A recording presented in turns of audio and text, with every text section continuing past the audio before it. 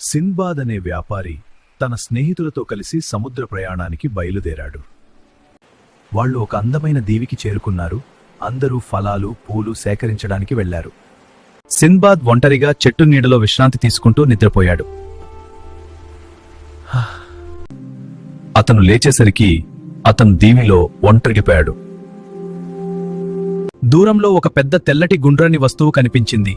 అది ఒక పెద్ద గుడ్డు. ఆకాశం చీకటయింది.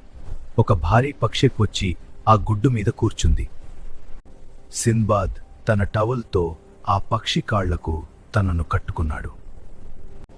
పక్షి ఎగిరి అతన్ని ఒక లోయలో వదిలేసింది. అది వజ్రాల లోయ. అక్కడ భారీ పాములున్నాయి.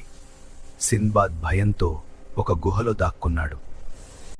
పైనుంచి మాంసపు ముక్కలు పడుతున్నాయి. వజ్రాలు వాటికి అంటుకుని పైకి వెళ్తున్నాయి.